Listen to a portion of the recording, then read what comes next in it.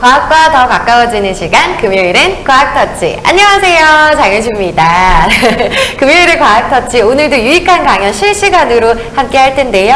오늘 강연해 주실 우리 경북대학교 김민진 교수님 소개해드리겠습니다. 반갑습니다. 네, 반갑습니다. 네, 교수님 오늘 어떤 강연해 주실지 한번 직접 소개해 주실까요? 네, 제가 연구하고 있는 분야가 이제 블랙홀이라고 해서 네. 아주 무거운, 그러니까 우리가 알고 있는 단일 대상 중에서 가장 무거운 그런 천체인데요. 그래서 네. 우리가 관측적으로 어떻게 이제 발견할 수 있는지 이제 그거에 대해서 오늘 설명을 드리도록 하겠습니다. 오, 블랙홀에 네, 관련해서 맞습니다. 오늘 네. 강연을 해주실 텐데 실시간으로 강연 보시면서 궁금한 점 있으시면 댓글로 또 채팅창에 소통을 해주시면 강연 마치고 저희가 질의응답 해보도록 하겠습니다. 그러면 교수님 자리로 모셔보겠습니다.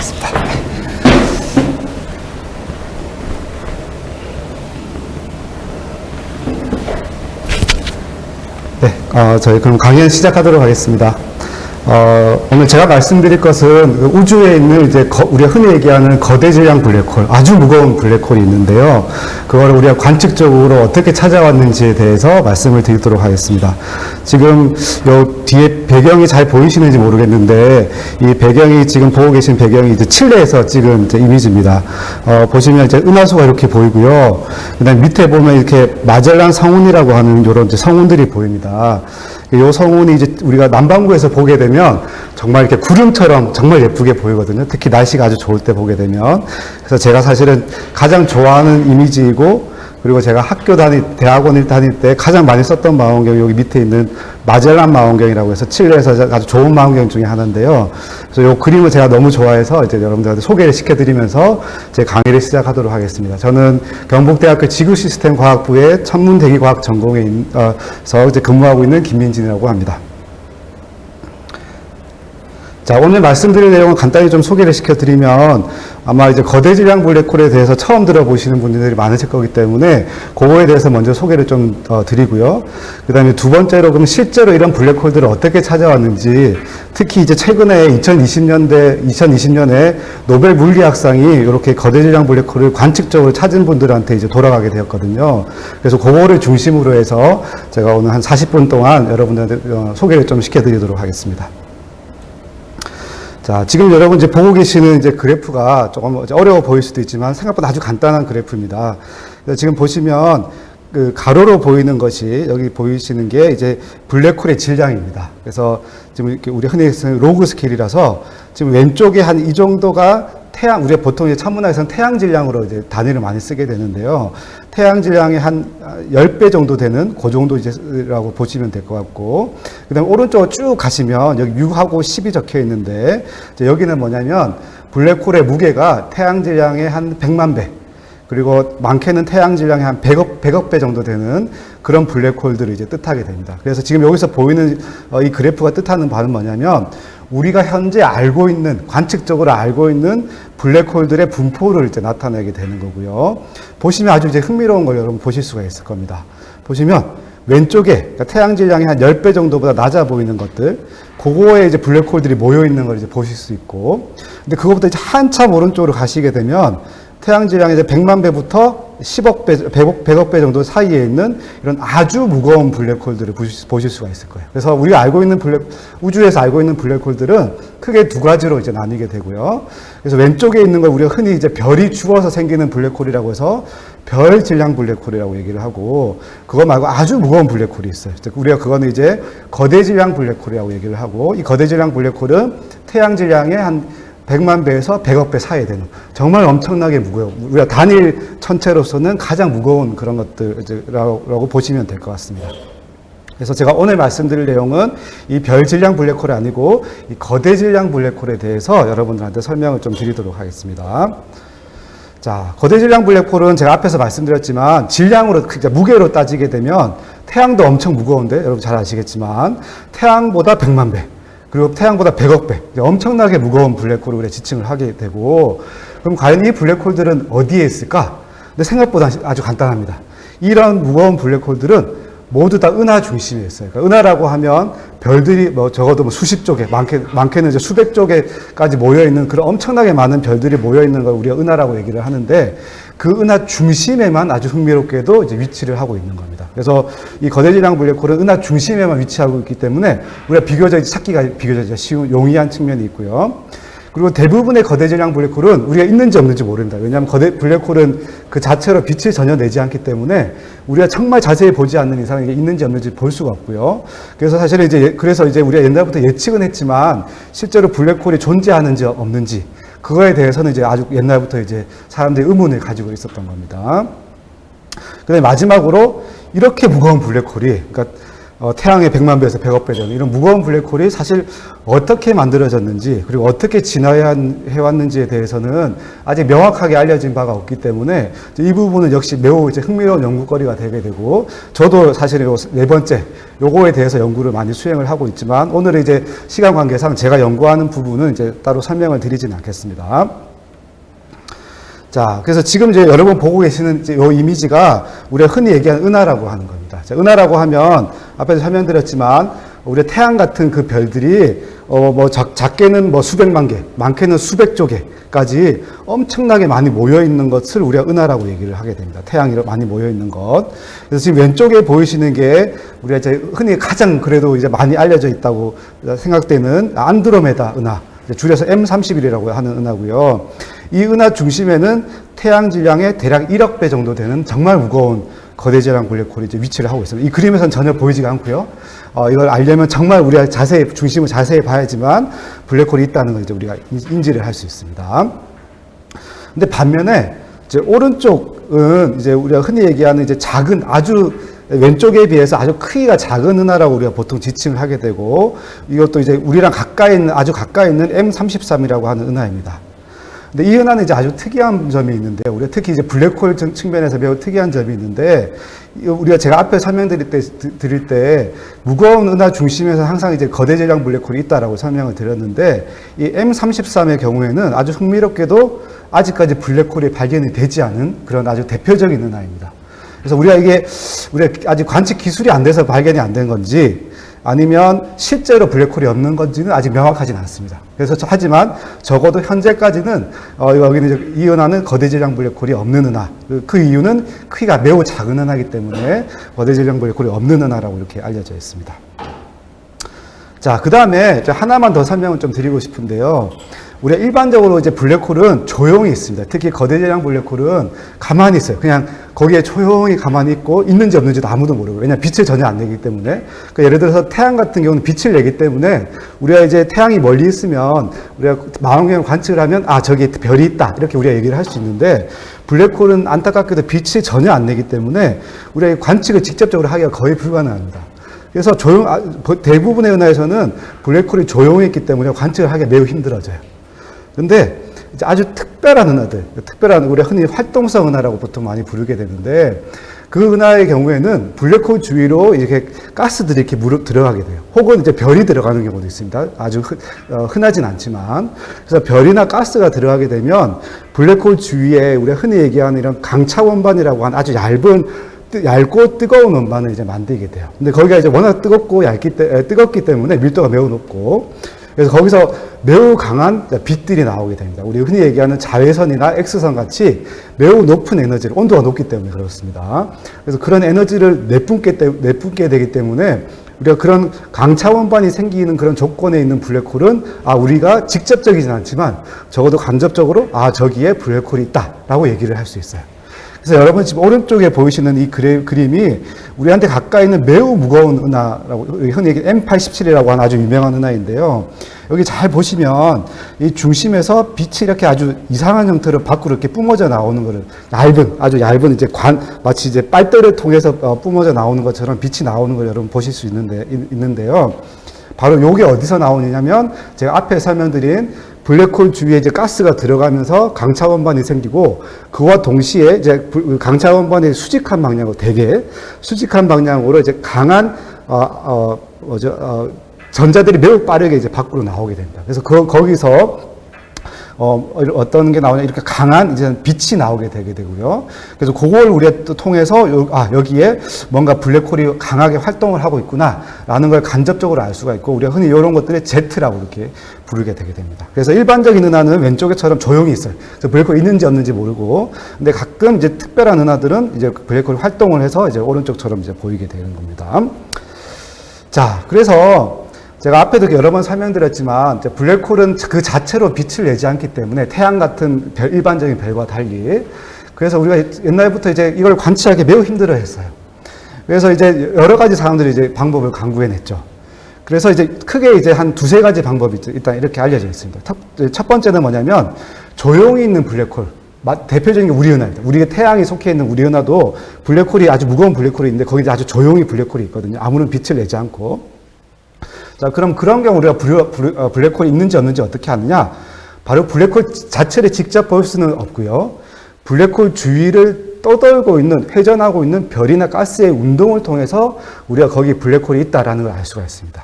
이렇게 말씀하시면, 제가 말씀드리면 잘 감이 안 오시죠? 그거를 제가 뒤에서 좀 길게 다시 설명을 다 드릴 겁니다.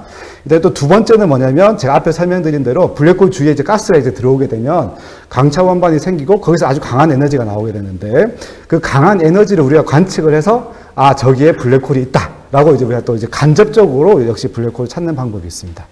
그래서 그 방법이 두 가지가 있어요. 그래서 제가 첫 번째, 두 번째를 아주 간단하지만 그래서 여러분 좀 이해하시기 쉽게 한번 오늘 이제 남은 시간 동안 설명을 드리도록 하고, 그 다음에 세 번째는 혹시 아마 여기 이제 천문학이나 블랙홀에 관심이 많으신 분들은 아마 들어보신 적이 있으실 텐데, 재작년에 이제 이벤트 호라이즌 텔레스콥이라고 해서 전파 망원경, 아주 큰 전파 망원경이 있는데요. 전파 망원경 여러 개를 이제 섞은 망원경입니다. 그래서 그걸 통해서 우리가 블랙홀 그림자라는 걸 이제 직접적으로 관측을 했습니다. 아마도 가장 우리가 블랙홀 근처까지 직접적으로 관측한 그런 이제 그림자가 될 텐데, 그걸 통해서도 관측을 할 수가 있습니다. 근데 그거는 제가 시간 관계상 오늘 이제 말씀을 드리지 못할 것 같고, 주로 1번에 대해서 설명을 드리고, 그 다음에 시간이 남으면 2번에 대해서 또 설명을 이제 드리도록 하겠습니다. 자, 그러면 이제 제가 첫 번째 이제 일반 은하에서 보통의 이제 조용히 있는 거대 질량 블랙홀에서 블랙홀을 찾는 방법에 대해서 소개를 시켜 드릴 텐데, 요게 이제 아주 시의적절한 이유는 뭐냐면, 작년에 2020년도에 노벨 물리학상이 다 천문학에서 나왔고요. 여기 보시면 이제 세 분의 이제 이름이, 세 분이 이제 사진이 보이시죠? 이제 왼쪽이 이제 펜로즈라고 해서 이제 이분은 이제 블랙홀을 이론적으로 연구하신 분이고요. 그다음에 오른쪽에 두 분이 블랙홀을 관측적으로 이제 망원경을 사용해서 직접 관측을 해서 이제 우리 은하 중심에 있는 블랙홀을 찾으신 분들입니다. 근데 왜 두 분이 받았느냐? 한 분은 유럽에서 활동하시는 분이고, 한 분은 주로 이제 미국에서 활동하시는 분이고요. 두 분이 각각 독립적으로 연구를 해서 거의 똑같은 결과를 냈어요. 그러니까 사실 우리한테 되게 행운이죠. 왜냐하면 따로따로 연구했는데, 그리고 다른 망원경을 가지고 연구했는데 같은 결론이 나왔다는 말은 이 결론은 충분히 믿을 만하다라고 우리가 얘기를 할 수 있는 겁니다. 그래서 두 분이 거의 동시에 이제 우리 은하 중심에 무거운 블랙홀이 있다라는 걸 이제 얘기를 했고, 그 공로를 인정받아서 작년에 노벨 물리학상을 받았습니다. 그래서 그거를 어떻게 이제 이렇게 하게 되었는지를 제가 간략하게 설명을 드리겠습니다. 근데 설명을 드리기 전에 보통 우리가 노벨 물리학상 하면 되게 어렵다는 느낌이 많으실 텐데, 제 개인적으로 생각하기에는 그렇게 많이 어렵진 않거든요. 제가 설명드린 것만 잘 따라오시면 아마 되게 어렵다고 생각되는 노벨 물리학상을 여러분들이 아마 이해하실 수 있을 거예요. 그래서 먼저 제가 결론부터 말씀을 드리면, 이 노벨 물리학상 받는 게 뭔가 대단한 이론, 대단한 물리를 알아야지 받는 게 아니고, 특히 저희 관측 천문학 하는 사람들의 경우는 이제 크게 세 가지가 중요해요. 첫 번째는 뭐냐면 끈기예요. 그러니까 우리가 어떤 대상을 정말 주의 깊게 아주 오랫동안 보는 그 끈기가 매우 중요하고요. 그 다음에 두 번째는 아마 여러분이 들으시면 좀 놀라실 텐데, 첨단 기술이 필요합니다. 여러분들 아마 천문학 하면 되게 이제 우리 일상생활하고 멀리 떨어져 있는 학문, 이렇게 아마 많이 생각을 하실 텐데, 사실은 천문학이 정말 첨단 기술을 필요로 하는 이제 그런 학문 중에 하나거든요. 그래서 요 두 분이 사실 노벨 물리학상을 받는 데는 정말 최첨단 기술이 있었기 때문에 이 두 분이 노벨 물리학상을 받을 수가 있었습니다. 그래서 그 기술에 대해서도 제가 좀 설명을 드릴 거고, 근데 마지막 운이 필요합니다. 그래서 특히 요 노벨 물리학상을 두 분이 받는 데는 우리 아주 별 하나가 있거든요. 우리 은하 중심에 있는 S2라고 하는 별이 있는데, 그 별이 정말 중요한 역할을 해요. 만약에 여러분, 이 두 분이 아무리 열심히 연구를 수행을 하셨고, 아무리 좋은 기술 테크놀로지가 있었다고 하더라도, 그 별이 없었다면, 우리가 여기에 은하 중심에 거대질량 블랙홀이 있었다라고 얘기를 할 수가 없을 겁니다. 그래서 그 부분이 이제 매우 중요한 세 가지.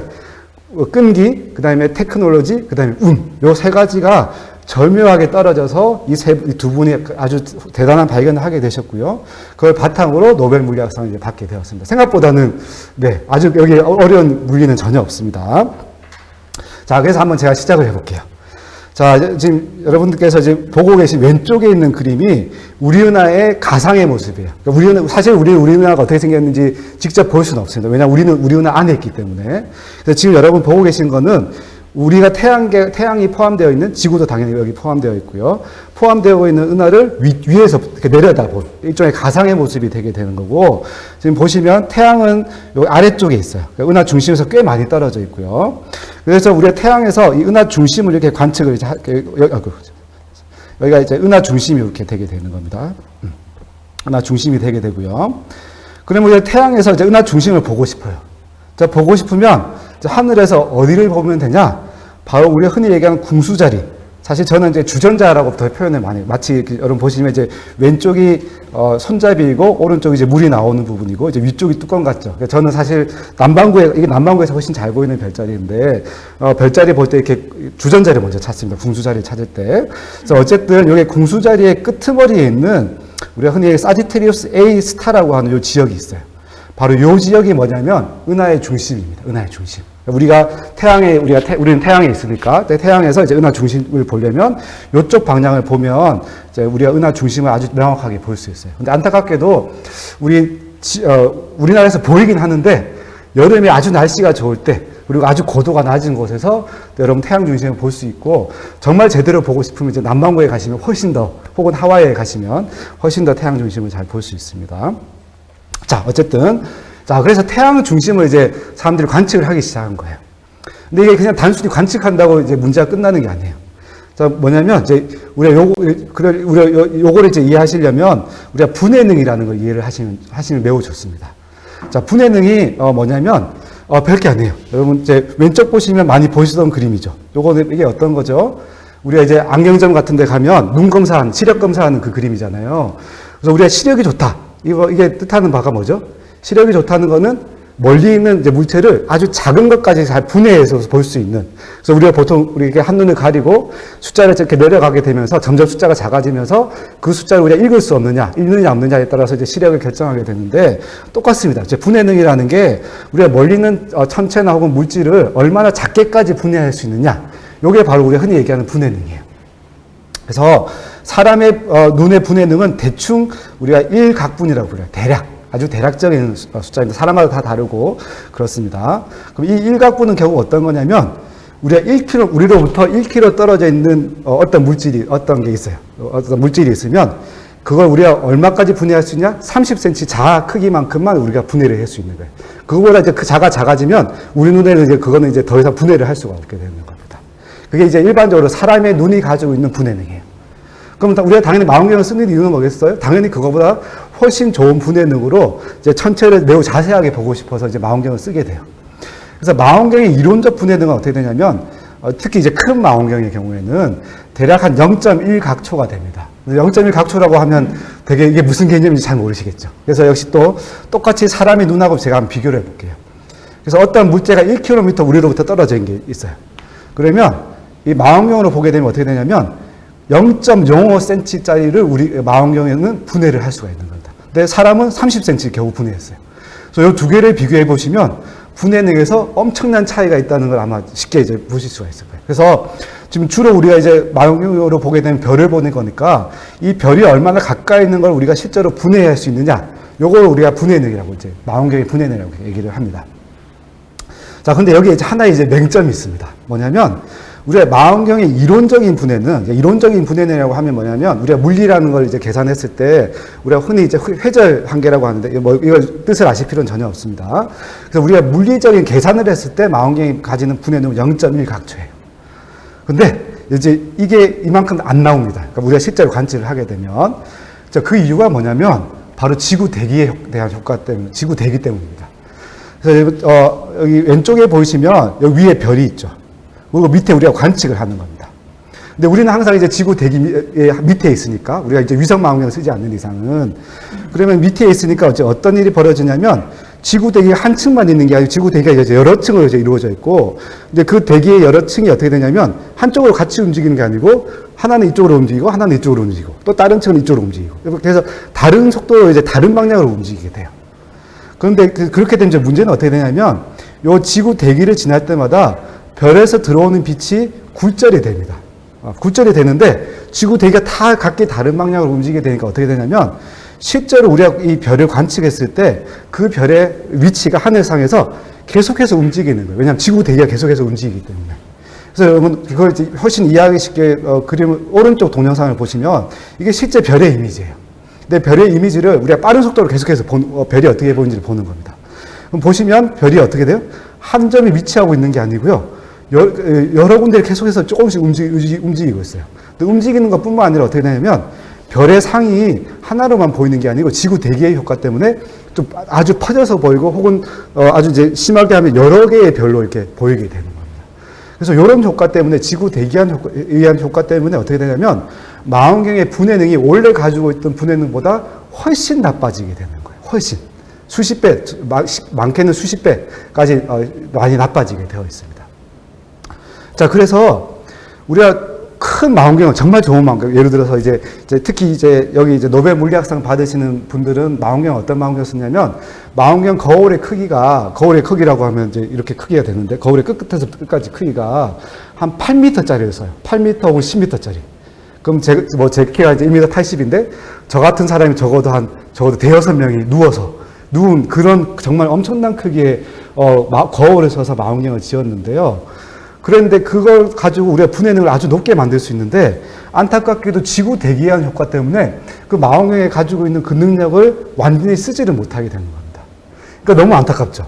그래서 이제 여러분 이 그림을 보시면 그래서 그거를 이제 사람들이 어떻게 하고 싶냐면 극복하고 싶은 거예요. 그러니까 망원경이 가지고 있는 그 능력을 최대한 이제 발휘시킬 수 있게 지구 대기한 효과를 최대한 없애보려고 사람들이 옛날부터 노력을 많이 했어요. 사실은 요거는 천문학에서 가장 앞서 있지만 실제로는 또 어디서 많이 쓰일까요? 네, 바로 군사 기술에서 상당히 또 사람들이 많이 쓰고 싶어 하는 기술 중에 하나예요. 왜냐하면 군사 기술에서 똑같거든요. 분해능을 높게만 해야지 예를 들어서 위성 같은 게 어떻게 움직이고 있는지를 매우 자세하게 볼 수 있으니까. 그래서 똑같은 기술을 써요. 그래서 그 기술을 우리가 뭐라고 하냐면 적응광학이라고 이제 부르게 됩니다. 적응광학은 다른 게 아니고 지구 대기 때문에 이렇게 분해능이 나빠지는 그거를 다시 한번 극복해보자. 그리고 망원경의 능력을 최대한 발휘해보자. 이제 그게 바로 적응광학이 되는 겁니다. 자, 이게 천문학에서 가장 많이 발달했어요. 자, 그럼 그걸 이제 어떻게 하느냐? 제가 뭐 이걸 아주 디테일하게 설명드릴 수는 없지만 정말 간단하게 개념적으로만 한번 설명을 드려볼게요. 자, 왼쪽에 보면 이게 망원경이에요. 왼쪽에 이제 보고 계신 게 VLT라고 하는 우리의 인류가 가지고 있는 가장 좋은 망원경 중에 하나입니다. 이건 이제 유럽이 가지고 있는 망원경이에요. 이제 구경이 한 8m가 좀 넘는 망원경이고 여기 보시면 아주 흥미로운 게 보이죠. 어떤 게 보이죠? 이렇게 뭔가 이렇게 뿜어져 나오는 게 보일 겁니다. 자, 이게 뭐냐면 망원경 그 돔 안에서 레이저를 쏘는 거예요. 하늘을 향해서. 얘가 역할을 하는 게 뭘까요? 이렇게 레이저를 쏘게 되면 우리가 어떻게 할 수 있냐면 지구 대기에다가 인공의 조그만 별을 하나 만드는 겁니다. 레이저를 통해서. 그러면 실제로 거기 별이 아주 밝은 별이 하나 만들어지는 거예요. 지구 대기에. 그러니까 가상의 별이 되는 거죠. 그럼 그 별의 용도가 뭐냐? 그 별을 우리가 끊임없이 관측을 하는 거예요. 실시간으로 계속해서 아주 빠른 시간 동안. 그러면 우리가 뭘 할 수 있냐면 오른쪽에 이제 여기 아래쪽에 이제 상이 보일 텐데 이게 인공의 별의 실제 모습이에요. 아까도 말씀드렸지만 지구 대기 때문에 이 별이 계속해서 움직여요. 위치가 이렇게 움직여요. 그렇죠. 그러면 요 인공별의 우리의 움직임을 계속해서 관측을 하는 겁니다. 요 관측을 하다가 이제 어떻게 하냐? 그러면 하는 이 어댑티브 옵틱스라고 하는 역할이 뭐냐면 이 인공의 별의 움직임에 반대하는 역할을 하게 우리가 알고 있는 거울을 다시 이렇게 거울의 표면을 조금씩 아주 빠른 시간 동안 움직이는 거예요. 우리가 그걸 여기 보시면 디포멀 미러라고 이렇게 얘기를 하게 됩니다. 그러니까 이게 여러분 사실 가장 쉽게 현재 생활에서 쉽게 이해하실 수 있는 게 뭐냐면 바로 노이즈 캔슬링 이어폰입니다. 아마 요즘 워낙 많이 쓰니까요. 그래서 노이즈 캔슬링 이어폰의 이제 기능이 뭐냐면 밖에서 들어오는 노이즈가 있잖아요. 밖에서 들어오는 노이즈가 있으면 우리가 그걸 마이크를 통해서 받아요. 받아서 어떻게 하는 거죠? 그 밖에서 들어오는 소리에 반대가 되는 파형을 만들어서 거기서 다시 이렇게 밖으로 이제 뿜어내는 거예요. 소리 여기 귀 안에서. 그렇게 되면 어떻게 되냐면 밖에서 들어오는 소리와 우리가 그거를 반대되는 파형을 만들어서 소리를 다시 내보내게 되면 두 개가 이렇게 서로 캔슬이 취소가 되게 되겠죠. 그러면 이제 그 노이즈가 없어지게 되는 거예요. 그래서 그거랑 똑같은, 그러니까 우리가 그건 여기서 이제 빛을 이용해서 그 기능을 하게 되는 겁니다. 그래서 그렇게 해서 이제 적응광하는 기술을 이제 쓰게 되면 우리가 생각했던 것보다 훨씬 더 좋은 분해능, 그러니까 망원경이 가지고 있는 최대의 분해능을 이제 발휘할 수 있는 겁니다. 그러면 좀 어려울 수 있는데 정말 그냥 그림으로 보시면 정말 쉬워요. 지금 여러분 이제 오른쪽에 보이시는 게 어떻게 되냐면 적응광을 쓰기 전, 제가 다시 한번 보여드릴게요. 지금 오른쪽에 보이는 그게 뭐냐면 적응광을 쓰기 전에 우리가 은하 중심에 있는 별을 관측하면 이렇게 보여요. 근데 적응광을 쓰면 지금 이제 조금씩 변했죠. 별의 상이 이렇게 보입니다. 보이시면 적응광을 쓰기 전에는 지구 대기 때문에 어떻게 돼요? 별이 거의 다 뭉개져가지고 별이 제대로 하나도 안 보이는 겁니다. 은하 중심에 있는 별이. 근데 적응광을 쓰게 되면 은하 중심에 있는 별이 아주 작은 별들이 다 하나하나 다 세분화해서 볼 수가 있게 되는 거예요. 그래서 이 적응광 기술이 드디어 발달하면서 우리가 드디어 은하 중심을 제대로 이제 볼 수 있게 된 겁니다. 그래서 그 오른쪽 이제 그림을 보시면 쉽게 이해가 되시죠. 자, 그래서 이렇게 해서 적응광을 이용해서 드디어 우리가 뭘 할 수 있냐? 은하 중심에 있는 개개의 별들을 이제 볼 수가 있게 된 거예요. 그게 첫 번째 아주 중요한 테크놀로지입니다. 그래서 이 아까 그 두 분들이 이제 노벨 물리학상을 받으신 분들이 어떤 걸 했냐면 이 은하 중심에 있는 별들이 시간에 따라서 어떻게 움직이는지 계속해서 관측한 거예요. 거의 90년대 중반부터 시작했으니까 지금까지 거의 25년 동안 계속해서 별들의 움직임을 계속해서 관측을 한 거예요. 그래서 그 별들의 움직임을 관측한 게 제가 다음에 보여드릴 동영상입니다. 그래서 오른쪽 동영상을 한번 보십시오. 왼쪽은 이제 다른 주제 보실 필요 없고, 오른쪽 지금 하나하나 동그랗게 보이는 것들이 뭐냐면 다 은하 중심에서 개개의 별들을 움직임을 실제로 이 궤도를 실제로 보고 있는 겁니다. 그래서 여기 오른쪽 위에 보시면 연도가 적혀져 있죠. 이게 실제 이 연도에 이 별들의 위치를 나타내게 되는 겁니다. 보시면 아시겠지만 1995년도부터 시작해서 지금까지 아주 긴 시간 동안 계속해서 이 별들의 움직임을 관측을 한 겁니다. 그래서 정말 끈기 있게 관측을 한 거죠. 자, 그래서 그 중에서도 지금 여러분들이 보셔야 될 별은 뭐냐면 어쩌면 이미 눈치채신 분들도 계시겠지만 바로 이 별이에요, 이 별. 우리가 흔히 얘기하는 S2라고 하는 별이 있는데 이 S2라고 하는 별의 움직임을 한번 보십시오. 천천히 한번 보십시오. 자, 처음에 멀리 있어요. 은하 중심에서 멀리 있다가 가까이 다가갑니다. 근데 은하 중심으로 가까이 다가갔을 때 어떤 현상이 벌어지나요? 이 별이 매우 빠르게 휙 하고 휘는 걸 아마 여러분 보실 수가 있을 거예요. 이게 매우 중요한 발견. 이게 사실 이제 여기서 노벨 물리학상을 받는데 가장 중요한 발견이 되는데 이 S2라고 하는 별이 멀리 있을 땐 천천히 움직이다가 이 은하 중심을 지나는 순간, 이 별표가 은하 중심이거든요. 지나는 순간 매우 빠르게 움직여요. 자, 이게 뜻하는 바가 뭘까요?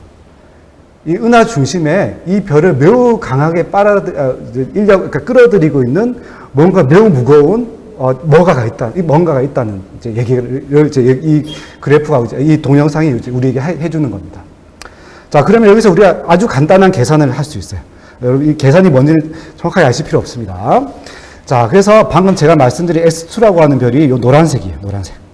노란색이라고, 여기 왼쪽 동영상 그림에서 노란색에 해당되는 별이고, 우리가 이 S2라고 하는 별의 궤도를 이용해서, 궤도라는 게 별게 아니고, 은하 중심으로부터 거리, 그리고 이 S2라고 하는 별의 속도, 요 두 가지만 하면 우리가 뭘 할 수 있냐? 바로 은하 중심에 있는 천체의 우리가 뭔지는 모르지만, 그 천체의 무게를 측정을 할 수가 있게 되는 겁니다. 그래서 이 사람들이 무게를 측정을 한 거예요, 이분들이. 그래서 무게를 측정했더니, 정말 말도 안 되는 값이 나온 거예요. 우리가 태양도 아주 무거운데, 태양보다 400만 배 정도 무거운, 너무나 이제 말도 안 되게 큰 뭐가 나오게 되는 겁니다. 그렇죠? 자, 그러면 우리가 이러면 이렇게 크게 두 가지 생각할 수 있어요. 어떤 거냐면, 첫 번째는 뭐냐면, 태양이 400만 개 있나 보지. 그 조그만 영역에 태양이 400만 개 있나 보지. 이렇게 생각할 수 있어요. 그러니까 그런 태양 같은 별들이. 자, 근데 이제 문제는 뭐냐면, 태양 같은 별이 거기 400만 개 있다. 이제 그렇게 되면, 어떻게 될까요? 엄청 밝아야 돼요. 은하 중심에서 엄청 밝은 빛이 나와야 됩니다. 근데 제가 앞에도 간단히 설명드렸지만 우리가 은하 중심을 보면 아무런 빛도 안 나요. 그냥 정말 말 그대로 검은 그 상태입니다. 블랙 그 상태입니다. 근데 이렇게 무거운 뭐가 있는데 아무런 빛을 안 내는 거예요. 그럼 우리가 거기서 이제 유일하게 내릴 수 있는 결론은 뭐냐? 바로 거기에 블랙홀이 있을 수밖에 없다는 겁니다. 그래서 우리가 지금 이게 이제 질량이 400만 명 매우 무겁기 때문에 빛을 내지 않고요. 그래서 우리가 이런 블랙홀을 뭐라고 명명하냐면 거대 질량 블랙홀, 이제 영어로 슈퍼매시브 블랙홀 이렇게 이제 부르게 되게 되는 겁니다. 근데 사실은 이게 최초의 거대 질량 블랙홀의 발견은 아닙니다. 이 방법 말고 제가 앞에도 말씀드렸지만 안드로메다 은하, 그 은하에서 먼저 사실은 블랙홀을 발견을 했고요. 근데 그때는 역시 또 매우 간접적인 방법으로 발견을 했고, 제가 이제 아마 시간이 없어서 아주 디테일하게 설명을 못 드리겠지만, 활동성 은하라고 해서 블랙홀 주위에서 나오는 에너지를 가지고 아마도 저기에 거대질량 블랙홀이 있을 것이다 라고 간접적으로 사실 1960년대부터 이미 사람들이 이제 인지를 하고 있었어요. 자, 근데 그러면 이게 왜 중요한 발견이냐? 이거는 정말 직접적인, 그러니까 적어도 블랙홀 주위에서 별들의 움직임을 가지고 매우 직접적인 증거로 여기에 블랙홀이 있을 수 있다라고 직접적인 증거를 제시했기 때문에, 그렇기 때문에 이제 우리에게 매우 중요한 의미를 가지고 이제 그런 공로를 인정받아서 이제 노벨 물리학상을 이제 받게 된 겁니다. 그래서 그런 차이점들을 조금 이해하시면 조금 더 재밌게 들으실 수 있을 것 같습니다. 자, 근데 요게 스토리가 끝이 아닙니다. 요 별이 매우 중요한 역할을 많이 해요. 특히 이제 최근 들어서. 자, 제가 앞에 설명드린 대로 제가 동영상을 하나 보여드릴 텐데요. 지금 보시는 거, 요 중심이, 여기 역시 또 은하의 중심, 여기 블랙홀이 위치고, 여기 오른쪽 위에 하얗게 보이는 게 제가 방금 보여드린 S2라고 하는 별이에요. 자, 그래서 이 S2라고 하는 별이, 아까도 제가 설명드렸지만, 블랙홀 주위에서 매우 빠르게 돌아요. 이렇게 빠르게 도는 걸 알 수 있어요. 매우 빠른 속도로 돌아요. 근데 이게 너무 빨라서 어떻게 되냐면 거의 빛의 속도의 약 2.5%의 속도까지 매우 빠르게 돌아요. 근데 이렇게 우리가 직접 눈은 아니지만 망원경으로 관측하긴 하지만 우리가 직접적으로 관측하고 할 수 있는 천체 중에서 이 S2라고 하는 별이 가장 빠른 천체 중에 하나입니다. 빛의 속도의 2.5배니까 직접적으로 우리가 볼 수 있는 것 중에서, 간접적으로 볼 수 있는 건 아주 많습니다. 그래서 이 빛의 속도가 워낙 빠르게 움직이기 때문에 이렇게 빠르게 움직이는 천체로부터 우리가 어떤 걸 할 수 있냐면, 바로 많이 들어보셨겠지만 아인슈타인의 일반 상대로는 이제 테스트를 해볼 수 있어요. 왜냐하면 일반 상대로는 우리처럼 지구나 지구처럼 느리게 움직이는 천체들, 이런 데에서는 사실 일반 상대로는 테스트하기가 매우 힘듭니다. 이건 우리가 흔히 얘기하는 뉴턴 역학으로도 충분히 모든 걸 거의 다 설명을 할 수 있어요. 근데 반면에 우리가 일반 상대로는 테스트하려면 매우 빠르게 움직이는 어떤 천체나 움직이는 개를 우리가 봐야지만 일반 상대로는 테스트를 할 수가 있거든요. 그래서 거기에 가장 적합한 천체가 뭐냐면 제가 방금 보여드린 은하 중심에서 매우 빠르게 있는 이 S2라고 하는 별이에요. 근데 이 S2라고 하는 별이 그럼 언제 제일 빠르냐? 은하 중심 블랙홀하고 가장 가까울 때 제일 빨라요. 우리는 그게 이제 캑플러 법칙이라고 해서 이미 사람들이 다 이제 옛날부터 다 이제 이해하고 있는 바입니다. 그래서 제가 다시 한번 보여드리면 동영상을. 그래서 지금 여기 보시면 아시겠지만 여기 왼쪽에 이제 날짜하고 연도가 다 나와요. 그래서 날짜하고 연도별로 언제 이렇게 위치가 S2라고 하는 별의 위치가 나오고, 그럼 언제 제일 가깝게 갔냐? 대략 2018년도에 이 S2라고 하는 별이 은하 중심하고 가장 가까워졌어요.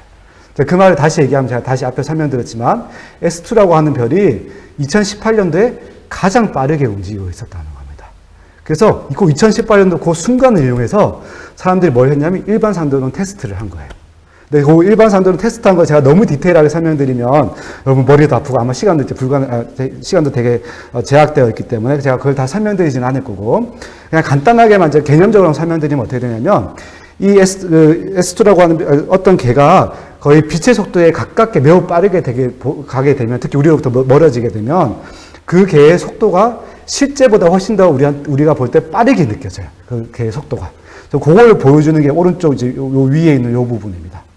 그래서 실제로 사람들이 관측을 했더니 S2 별이 이제 아주 빠르게 움직일 때 그렇게 봤더니 실제로 우리가 예측했던 것보다 훨씬 더 빠르게 움직이는 것처럼 보인다는 거예요. 그래서 그걸 통해서 아, 일반 상대론이 예측이 정확하게 일치했구나. 라고 이제 사람들이 다시 한번 확인을 할 수 있었던 이제 그런 계기가 되었던 게 역시 또 S2라고 하는 별이 역시 중요한 역할을 하게 되었습니다. 자, 이게 첫 번째가 있고요. 요거는 약간 개념적으로 좀 어려울 수 있어요. 근데 두 번째는 훨씬 쉬워요. 여러분 이제 동영상을 보시면 훨씬 쉽습니다. 자, 요게 뭐냐면 똑같아요. 이게 S2라고 하는 별이라고 보시면 되고, 이렇게 약간 주황색으로 보이는 게 뭐냐면 S2라고 하는 별이 은하 중심의 블랙홀을 돌고 있는 궤도를 보여주는 겁니다. 그럼 똑같이 이 상대론적인 효과가 들어가게 되면 매우 재미있는 효과가 이제 벌어져요. 이건 제가 말로 설명드리는 것보다 동영상을 보시면 훨씬 더 여러분 쉽게 이해하실 수 있을 거예요.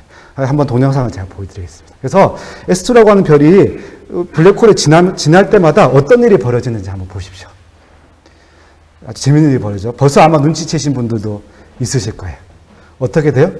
궤도가 조금씩 옆으로 움직여요. 그렇죠.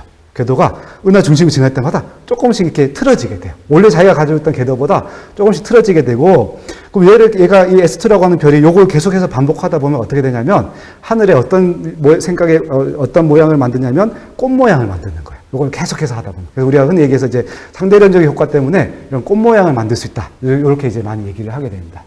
그래서 이렇게 꽃 모양을 만드는 이제 가장 큰 이유가 뭐냐면 이 상대론적인 효과 때문에 이 궤도가 뒤틀리게 되거든요. 그게 언제 벌어지냐면 바로 이제 블랙홀에 매우 가깝게 갔을 때, 다시 얘기하면 속도가 매우 빠를 때, 이런 일이 이제 벌어지게 되는데, 이렇게 궤도가 바뀌는 것, 이것도 역시 이제 이 그래비티라고 하는 이제 이 궤도를 계속해서 관측하는 그 팀에서 역시 또 발견을 하게 된 겁니다.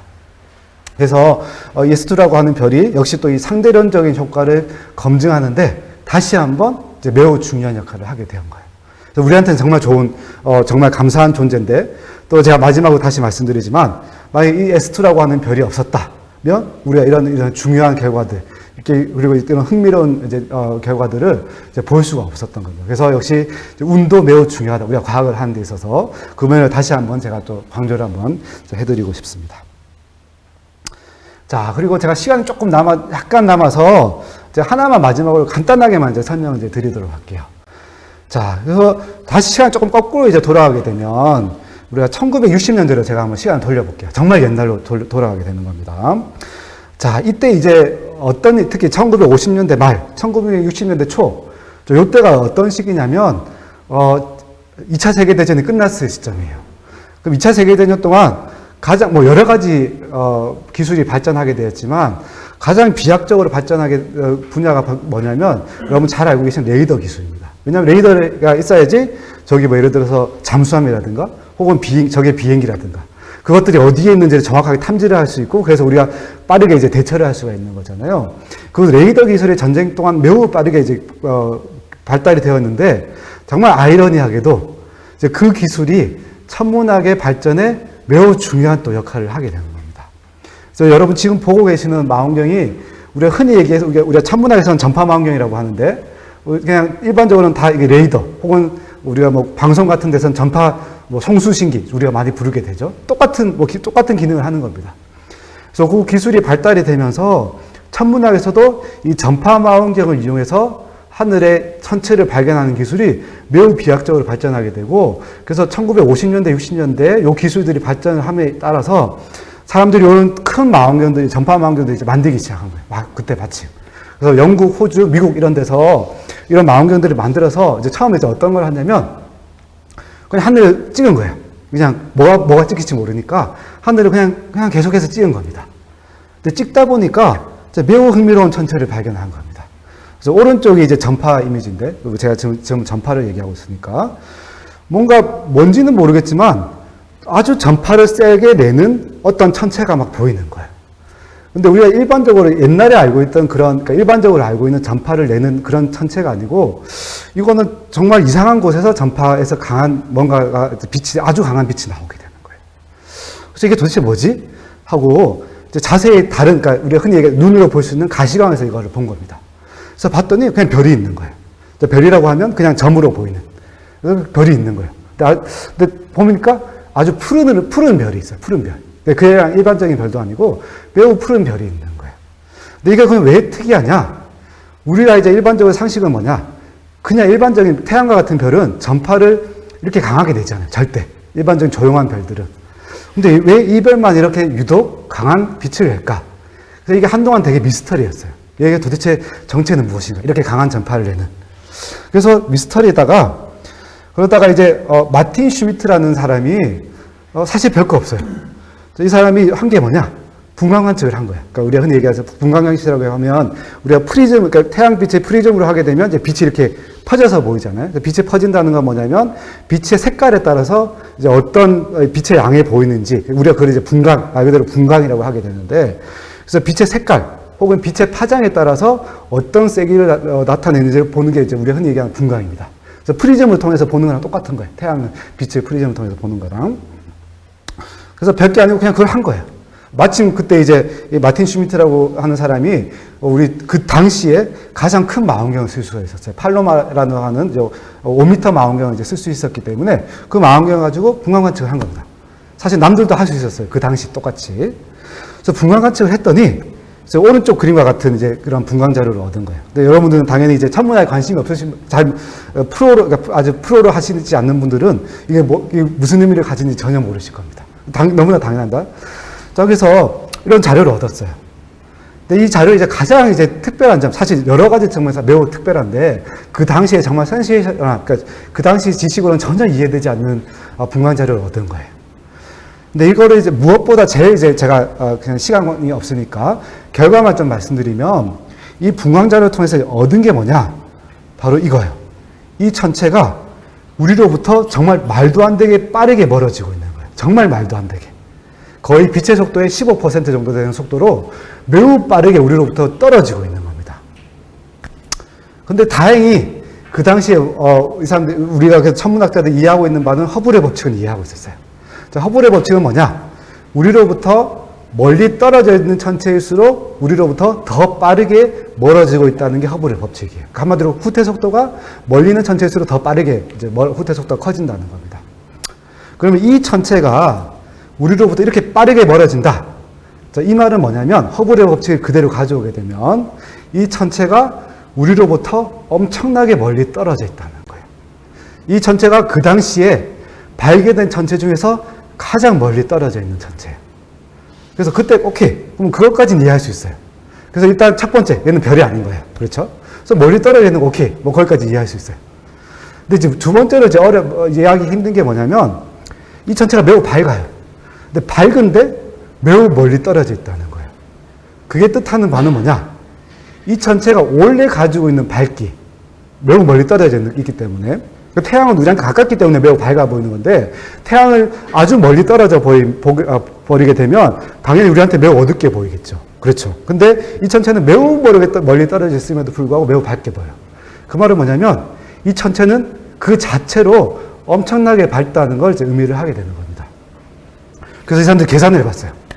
계산을 해봤더니 정말 말도 안 되는 값이 나요. 절대 등급 같은 거 여러분 아실 필요가 전혀 없고 우리 은하랑 한번 비교를 해본 거예요. 그랬더니 우리 은하에는 그러니까 태양 같은 별들이 수백 조가 모여 있는 게 우리 은하거든요.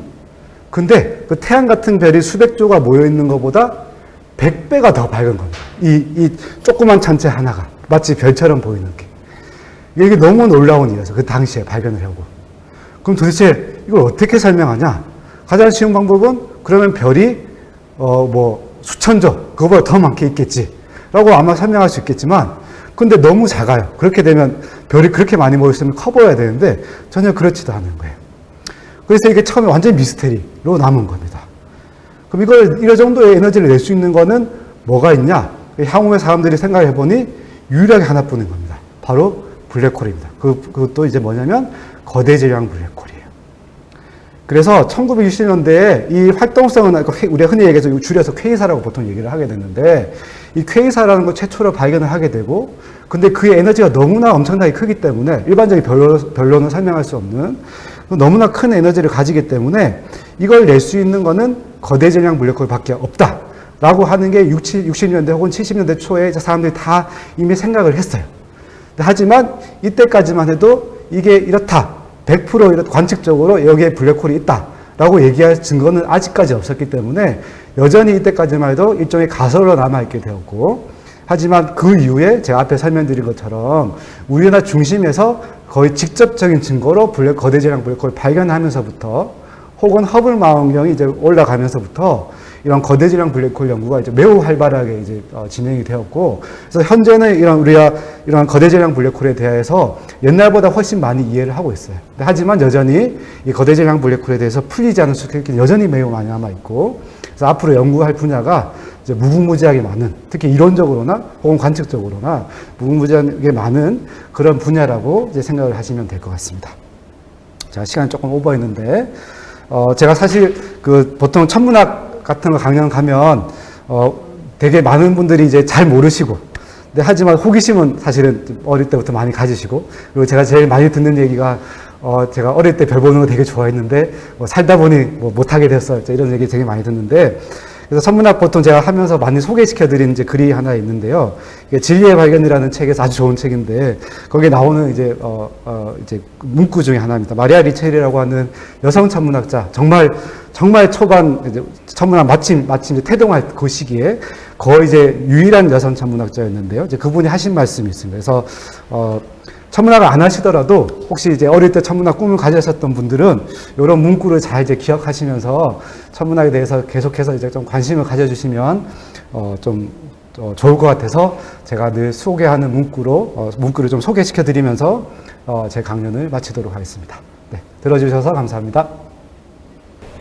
방금 이제 마지막으로 하고 싶은 메시지를 또 보여주셨잖아요. 삶의 별을 별빛을 섞어 보십시오. 메시지를 남겨주셨는데, 제가 어렸을 때 딱 그랬던 것 같거든요. 아, 그래요? 이렇게 별도 신기하고 우주가 어떻게 생겼고 네. 내가 왜 여기 있고 이런 게 너무너무 신기했는데, 제가 또 살면서 그런 관심도가 사실 떨어졌던 그렇죠, 게 사실인 것 맞습니다. 같아요. 근데 맞습니다. 오늘 교수님 강연을 통해서 나도 굉장히 별에, 우주에, 천문학에 관심이 있던 사람이었지라는 걸 다시 한번 깨닫게 됐습니다. 감사합니다. 너무 좋은 강연 감사드립니다. 감사합니다. 우리 함께 모신 분들께서도 질문을 좀 해주셨는데요. 먼저 이렇게 댓글 달아주셨어요. 재미있는 강연 감사합니다. 다크매터와 다크 에너지에 대해서도 간단하게 설명 좀 부탁드립니다. 아주 좋은 질문. 제가 강연하고는 크게 상관은 없지만 아마 많은 분들이 관심을 가지는 주제인 것 같아요. 다크매터는 어떤 거냐면, 제가 이제 앞에 은하를 설명드렸잖아요. 그래서 은하를 보게 되면 눈으로 볼 때는 다 이제 밝은 별로 다 이루어져 있어요. 그래서 모든 빛은 다 별에서 나오는 건데, 근데 자세히 보게 되면, 제가 너무 디테일하게 설명드리긴 힘들지만, 자세히 보게 되면 이제 어떤 걸 볼 수 있냐면, 그 별의 질량만으로 설명할 수 없는 그런 관측적 증거들이 아주 많이 이제 발견이 되고 있습니다. 그래서 빛을 내지 않는 물질들이 많이 필요하다라고 하는 게 옛날부터 이제 많이 알려져 있고, 그래서 빛을 내지 않지만 질량을 가지고 있기 때문에 우리가 흔히 얘기해서 암흑물질이라고 이렇게 얘기를 하게 되고요. 근데 이제 최근에 발견에 따르면 이제 더 흥미로운 건 뭐냐면, 우리가 알고 있는 별보다 암흑물질의 양이 훨씬 많은 것처럼 우리가 지금 현재 그렇게 알려져 있고, 실제로 이제 계산을 해봐도 그렇고, 관측적으로도 그렇고, 이론적으로도 그렇습니다. 그래서 그런 의미에서 암흑물질이 매우 중요하게 되는 거고요. 근데 암흑에너지는 조금 달라요. 왜 이제 암흑에너지는 여기 보면 에너지라는 얘기가 붙었잖아요. 그러니까 말 그대로 에너지를 가지고 있는데, 에너지가 이제 일반적인 우리가 암흑물질하고 다른 점은 뭐냐면, 이때 에너지는 보통 이제 우리가 중력, 만류력 그런 거 많이 들어보셨을 텐데, 그 경우는 질량을 가지고 있으면 끌어당기잖아요. 우리가 그걸 이제 인력이라고 보통 얘기를 하게 되는데, 암흑에너지는 반대예요. 우리가 흔히 얘기하는 청력이에요, 청력. 그러니까 끌어당기는 게 아니고 밖으로 밀어내는 힘을, 우리가 흔히 압력의 역할을 하게 되고, 우리가 그래서 에너지라는 걸 이제 붙이게 됐는데, 암흑을 붙은 건 똑같아요. 그러니까 빛을 안 내기 때문에. 그래서 그런 에너지가 우리가 다르게 얘기하면 진공에너지라고 얘기를 합니다. 진공에너지라고 하는 이유는 뭐냐면, 그냥 빈 공간의 모든 곳에 있어요. 근데 이게 왜 필요하냐? 우리가 현대 우주론을 이렇게 계산을 해보니까, 혹은 관측을 해보니까, 암흑물질하고 우리가 별 같은 그런 물질만을 가지고 현대 우주론을 설명을 할 수가 없는 거예요. 그래서 뭔가 더 추가적으로 뭐가 필요하고, 이제 그렇게 해서 만들어낸 게 암흑에너지입니다. 근데 이제 문제는 뭐냐면, 암흑에너지가 뭔지는 아직 여전히 아무도 모르는 그런 상태라고 보시면 될 것 같습니다. 미지에. 네, 맞습니다. 그래서 아주 많이 그걸 알아내시면 노벨 물리학상을 받으실 수 있습니다. 이걸 알아내요. 네, 맞습니다. 또 질문을 주셨는데, 우리 태양도 쌍성의 하나일 수 있다는 이야기도 있던데 네. 그 쌍성은 태양계에서 얼마쯤 거리에 있고 어떤 상태로 존재하는지도 궁금하시네요. 좋은 질문인데요. 사실 제가 별 전공하는 사람이 아니기 때문에 네. 제가 어쩌면 설명이 틀릴 수도 있기는 한데 쌍성이라는 걸 아시는 게 정말 대단한 수준이신 것 네. 같아요. 네. 그래서 우리가 보통 별이라고 하면 혼자 만들어지는 게 아니고 별의 무리들이 한꺼번에 만들어지거든요. 이제 그렇게 되면 되게 많은 별들이 혼자 있는 게 아니고 같이 일종의 쌍성의 형태로 이제 네. 이루게 되게 되고, 그래서 많은 별들이 쌍성으로, 그러니까 두 개의 별이 같이 이제 항상 붙어 다니는 운명을 가지게 되는데, 제가 알기로는 태양이 쌍성은 아닌 걸로 알고 있는데, 혹시 제가 이거 틀렸을 수도 있습니다. 그래서, 어쨌든 제가 알기로는 쌍성이 아닌 걸로 알고, 태양은 혹별로 알고 있는, 반대로 혹별이라고 얘기를 하게 되는데, 근데 혹시 모르겠어요. 제가 전공자가 아니라서 네. 100% 확신은 못할 것 같습니다. 네, 그래서 그렇게 설명드릴 수 있을 것 같아요. 네. 그리고 몇 년 전에 네. 최초로 전파 망원경을 이용해서 네. 블랙홀 사진을 찍었는데 네. 이건 어떻게 사진을 찍은 건지 그리고 그동안은 블랙홀 사진을 왜 찍지 못했는지도 네. 좀 궁금하세요. 아주 좋은 질문이고 수준이 높으신 것 같아요. 네. 제가 사실 조금 앞에 설명을 좀 드릴까 했었는데 시간 관계상 못 드렸는데 네. 블랙홀은 아까 제가 말씀드렸지만 큰 질량이 정말 작은 크기로 이제 들어가야 되거든요. 네. 그 말은 뭐냐면 물리적으로 블랙홀의 크기는 매우 작아요. 네. 그런데 이제 은하 중심 같은 경우도 우리로부터 너무 멀리 떨어져 있기 때문에 제가 앞에 분해능이라는 걸 설명을 드렸는데 우리가 일반적인 망원경으로 은하 중심에 있는 블랙홀을 분해해서 볼 수는 없어요. 절대 볼 수 없고, 그럼 그게 유일하게 하는 방법이 뭐냐면 전파 망원경을 사용하는 거예요. 네. 근데 전파 망원경을 사용할 수 있는 이유는 뭐냐면 전파 망원경은 이렇게 단일 망원경, 하나의 망원경이 있는데 그거를 이제 지구 곳곳에 놔두는 거예요. 지구 곳곳에. 그러니까 지구 하나를 놔두는 게 아니고 그럼 그걸로 동시에 관측을 하게 되는 겁니다. 그러면 어떻게 되냐면 그 망원경하고 망원경 사이의 거리가 일종의 뭐가 되냐면 망원경의 구경이 되게 되는 거예요. 그러면 우리가 채도를 어떻게 할 수 있냐면 제가 아주 이제 극단적인 경우인데 네. 남극에 놔두고 북극에 놔두면 이 망원경의 구경하면 어떻게 되냐면 지구의 지름이 될 수 있겠죠. 그렇게 되면 어떻게 되냐면 분해능이 매우 좋아져요. 그래서 그 이벤트 호라이즌 텔레스콥이라는 게 결국 그 기능을 그대로 사용을 한 겁니다. 그래서 남극에도 하나 만들고 하와이도 만들고 뭐 여러 군데 만들어서 지구 전체를 일종의 망원경으로 사용을 했고 그렇기 때문에 분해능이 워낙 좋기 때문에 드디어 최초로 M87이라고 하는 그 활동성 은하에서 드디어 블랙홀 주위의 그림자를 드디어 분해해서 볼 수가 있게 되었던 겁니다. 네. 그리고 또 일반 블랙홀과 거대 질량 블랙홀을 기준이 궁금하고 네. 그리고 블랙홀은 최대 어느 정도 크기까지 성장할 수 있는지도 좀 궁금하시대요. 네, 좋은 질문이시고요. 앞에 제가 그림을 보여드렸는데 우리가 천문학에서 블랙홀 하면 크게 두 종류예요. 별질량 블랙홀, 작은 블랙홀, 거대 질량 블랙홀 이렇게 되는데요. 네. 그 이유는 나누는 이유는 간단해요. 별질량 블랙홀은 별이 죽어서 만들어질 수 있는 블랙홀입니다. 별이 죽게 되면 중심이 아주 작은 잔해만 남기게 되는데 아주 무거운 별이 죽게 되면 우리가 흔히 얘기하는 별질량 블랙홀을 만들 수가 있어요. 그래서 그걸 우리가 별질량 블랙홀이라고 얘기를 하게 되고, 하지만 거대질량 블랙홀은 아까 말씀드린 태양질량 블랙홀이 한 10만 배, 100만 배 이상이거든요. 네. 그래서 이런 블랙홀은 별이 죽어서 만들어질 수가 없어요. 그렇죠, 당연히. 그래서 아까 제가 말씀드렸지만 이게 어떻게 만들어졌는지 여전히 미스터리인 거고, 그리고 조금 시간이 남으면 하나만 더 추가로 말씀드리면, 여기 별질량 블랙홀이 있고 거대질량 블랙홀이 있었잖아요. 근데 아주 혹시 눈치 좋으신 분들은 보셨는지 모르겠지만 그 사이에 있는 블랙홀은 하나도 없어요. 그러니까 태양질량의 100배, 그 다음에 태양질량의 10만 배, 그 사이에 있는 블랙홀은 우리가 알고 있는 블랙홀이 하나도 없어요. 근데 사실은 그게 너무나 신기한 일이에요. 왜냐하면 없을 이유가 전혀 없거든요. 네. 그래서 그게 왜 하나도 발견되지 않느냐. 그게 옛날부터 아주 미스터리였고, 사실은 제가 연구하는 분야가 그쪽을 찾고자 하는 그런 분야라고 보시면 될 것 같습니다. 좀 관련된 얘기라서 제가 조금 길게 말씀드렸습니다. 네, 추가적인 답변까지 또 네. 해주셔서 너무 감사하고 네. 저희 마지막으로 네. 오늘 강연해주신 소감이랑 네. 혹시 또 보시는 분들에게 드리고 싶은 말씀 있으시면 네. 부탁드리겠습니다. 네, 일단 뭐 금요일 저녁인데 아마 뭐 여러 가지 할 일도 많으실 텐데 일단 시청해 주셔서 너무 감사드리고요. 저도 첫 경험이라서 이렇게 뭔가 방송에서 일종의 유튜버로 네. 데뷔한 셈인데 상당히 긴장을 많이 했는데 좀 잘 봐주시면 좋을 것 같고요.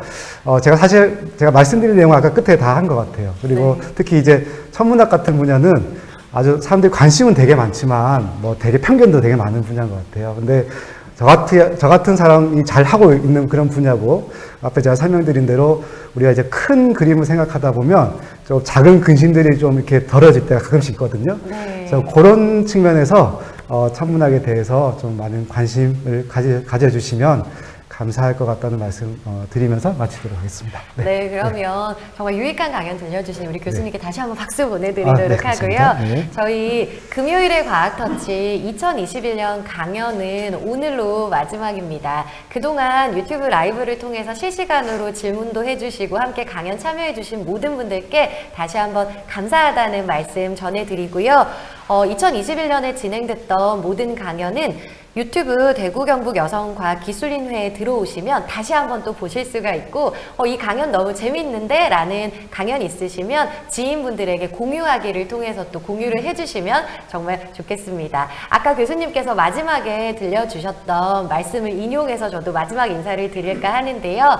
삶에 과학을 한번 섞어보시면 어떨까요? 과학이 어렵거나 너무 멀리 있는 게 아니라 유익하고 또 우리 삶 가까이에 있는 거라고 생각을 해주시면 좋을 것 같습니다. 2022년도에는 금요일의 과학터치 현장에서 오프라인을 통해서 여러분들과 만날 수 있기를 기대하면서 여러분 마지막 인사드리겠습니다. 금요일엔 과학과 더 가까워지세요. 금요일의 과학터치 모두 마치겠습니다. 고맙습니다.